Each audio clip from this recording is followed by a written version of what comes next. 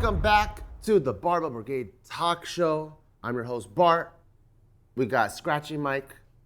And I'm adjusting my hair for all the beautiful people out there. Today we got a pretty serious topic. You guys ready? No, it's not, dude. Don't do that. I swear to God, this is serious. You don't like serious? No, I think he's lying. I'm not. I don't mind serious. You ready? Yeah.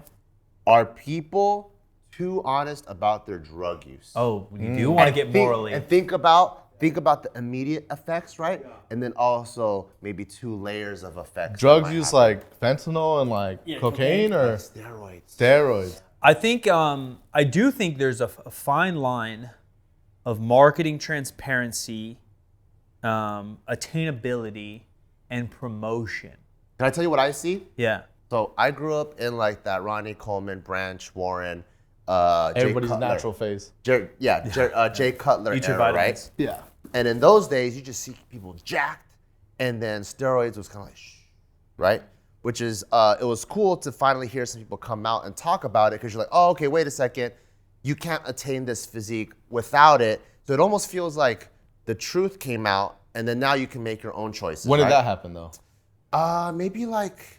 Because there was a time where we kind of knew. Yeah, maybe like late 2000s. I was gonna say way late, because some of that's earlier, and there was like a big media push for demonizing it. And I don't know that, but there's the baseball era, the home run era, and then Lance Armstrong. Yeah. And those two things were kind of close to each other, and they made steroids seem like the absolute devil, worse than fentanyl and cocaine. Like they made it so fucking bad. But, so that was that era, right? Where it's like, whoa, there's this huge discrepancy between someone that, like, I trained my ass off for 5 years, I look nothing like this. Yeah. Oh, cool, here's this truth that comes out. I see how they got there. But then now I almost feel like there's this newer generation where there's young cats on it, right? And then they're like, you like me? This is the life. Yeah. And I take this. And it goes from truth to almost glorifying a little bit. And then now you have even younger cats watching it. Like, how do you guys, is there something that's too truthful, too honest? How do you guys feel I do about think that? it's weird, and I agree. There is like a weird glorification of it right now, where guys are like, there's a difference between kind of being, here's my journey and this is what I do, and like, like 30 days on trend, dude, feeling rad. Yeah. And I'm like, dude, that's just a weird vibe. It's a weird vibe with anything. I don't care if it's legal or not. It's just like a weird energy, some of it's on the internet. I like that people know that, okay, these people, like a Ronnie Coleman or stuff, it's not obtainable naturally. Because when I first started lifting, it was like, we all just thought it was like the protein that they were selling, we should get that. Yeah, the muscle tech was a joke forever, but we didn't know. Yeah, and then I think when we kind of first started YouTube, everyone by that time knew that, okay, like, people take steroids, but if you do, you're kind of like shunned, right? Unless you're like, it was slightly frowned upon. Supreme bodybuilder, like obviously they have to take it. At the highest level, you yeah. And then now within the most recent years, people are way more honest about it. And I think now, especially with the TikTok kids and everything, because I remember seeing this video where it's like, hey, it's important to talk about your steroid use so people know and they don't set these like crazy standards. Yeah. And then now you get these little kids that are 16, 17 with driving Lambos, being like, oh, I take this, I take that, you should try this, I don't really like this. And then you get the other kids that are even younger than them being like, I want to achieve that. And they now know the exact formula to take. Yeah, it's almost like that's the marketed lifestyle. You know, I hit weights, trend life, like clothing, supplements, whatever. Kind of proud to be a douche a little bit, and that's how I get my Lambo. Yeah, it is a little bit new age fuckboy. I don't know what the term is nowadays, because fuckboy's kind of overused. I don't know, dude. There is a balance, and I've seen some people give advice and say like, all right, they're a tool, and if you're going to try to be top 5 in powerlifting or top 5 in bodybuilding, they're probably something you need to get into. Yeah. But then even that advice, like, how do you even know if you have a chance to be top 5? Yeah. That would make thousands. Everyone wants to be Chris Bumstead. Who doesn't want to look like that? Like, he looks fucking amazing. But if you're 20 and you've only trained for a year, you have no clue what your body can do or not. So then that's still sending a message like, oh, you can be top 5, Bart, like, come take it. Because that's not a good message either. But on the flip side, like, you only been training for a year, right? But you might see your other buddy who's been training for a year. 100%. And you're like, 18-inch arms for a year? Dude, I see dudes 20 years old on the internet. I'm like, that physique is and I think that's they look the 30 years problem. old. It's because the other kids are only looking up to those kids. Yeah. They don't really care about like the major bodybuilders except for SIBO. Yeah, here's Daddy's Mike advice. And this is what I talk to myself about. Who calls you daddy though? Me. Okay, yeah, no one. That's what I thought. No, me only. I've been around steroids for a very long time in certain groups and otherwise. and I've never used anything, as we talked about in episodes previous. I've always gone as intrinsic as I can and said, will XYZ physique, XYZ deadlift number, XYZ placement on the podium at a powerlifting meet, XYZ views on YouTube, which can turn into income and highly affect my life in a positive way. Will those make me a happier human being? And the answer's always been no. I've deadlift 705. If I take things and work myself to a 725, 750, 805 deadlift, will I truly be happier? The truth is probably not. And that's hard to determine, right? That's taken me 10 years and I still go over that. Will it? Maybe it will. Maybe it won't. And the truth is I just don't think it will.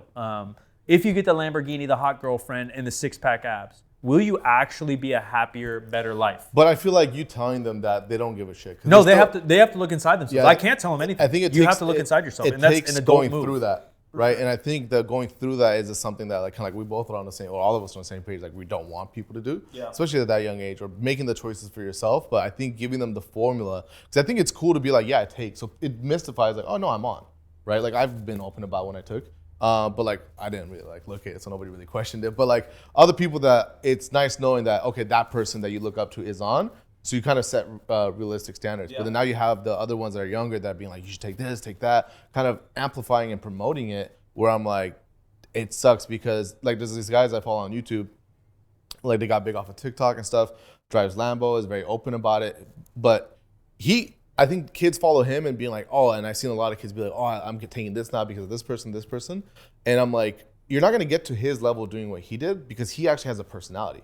He's funny, he's smart. That's the most important. Right. Yeah, and a little bit of luck with the algorithm, right? There's always so many factors to any level of success. Yeah. And I don't think, I think him personally, he likes taking steroids, he likes doing whatever, and but he's very open about it, which is cool. I just think being too open is leading people down a wrong path. I think if you were just like, yeah, I take, it would be way better. Because again, it's he himself is a cool person, and that's why he's successful. Well, and he's only done it for how many years? If he's young, you don't know the over scope of it. In 10 years, he even talks about how he's over it. It's like, I don't want to take it for that much. In 10 years, is he going to look back and be like, dude, it was still so rad? It's even like drinking, right? Like drinking's totally legal. And in the moment, we're having a couple beers, we're having a great time. But if we do that every day for 10 years, we're going to look bad, we're going to feel bad in the hangovers. And then you're looking back, you're like, that beer wasn't that fun. 14-year-olds are taking tren. No, tons. That's so crazy. People don't really know what, okay, when they hear steroids, they think test, it's the same thing as tren. It's not. It's literally like... So what is the difference between trend and test? Is trend like way more hardcore? Trend is way more. I don't know how many times stronger. People like to say it's like 500 times It's just stronger. more anabolic. It's a little harsher effects, but harsher benefits and harsher effects. Because the comments that I've seen almost these days, which is crazy, it's like, don't even start with the other shit. Just go straight to trend. Yeah. So when they position it like that, I'm like, oh, fuck, trend's crazy. Because people that kind of know, when they hear that, they're like, nobody's saying that, but that's what's legit happening. Yeah. Because there's like, I've seen like even videos where like more dates, more plates is reviewing 14-year-olds, 16-year-olds that are doing trend cycles, and I'm like, bro, you can't even rent a car in America until you're 25. Yeah. So let's not dabble in steroids until, the other advice I would give is like, train your absolute tits off for like 3 to 5 years. Yeah. And then make a call. And then make a call. You know who I like? I liked Pete Rubish's videos back in the day, because he doesn't just show like the glorious side. Yeah. He's like, dude, I get fucking night sweats sometimes. I haven't slept in 3 days or eaten in 4 days. Yeah, I'm fucking depressed sometimes, or sometimes I have fucking like suicidal thoughts, but then my fucking squat like skyrocketed. But he goes and he walks you day to day through it, rather than this is what I've done, and then all of a sudden here's like my Lambo. Yeah, he's very he's very Everyone just likes Lambo. There's not one person I'm talking about. Everybody gets no, for sure. Yeah, it's a stereotype. Yeah, it's been a stereotype for the beginning of long fitness. time. Yeah, through fitness you get Lambos. Yeah, let us know how you guys feel about this whole like new promoted lifestyle. Is that what got you guys into fitness? Do you guys get into fitness as like health and wellness, or it's just like a whole new, I almost see like a new sport, like a it's like a celebrity. Sport. Yeah, it's like a celebrity fitness I heard guy. an interview on, it was like a regional teacher or something in Northern California, and he interviewed high school students, and like 50% said they want to be an influencer as a job, that they're not going to college. That's that new. And then to be a fitness influencer, you might need trend. What does that even mean? We're doing it right now, dude. Follow me. Let us know how you view fitness, because for me personally, I obviously have my strength goals, I have my own aesthetic goals, but ultimately I do believe I want to be a well-rounded athlete and I want to be healthy. but there are people that are viewing it as a completely different lifestyle. I want to know what you guys think so that we can better understand. Let us know in the comments below, and see you guys next time. Peace.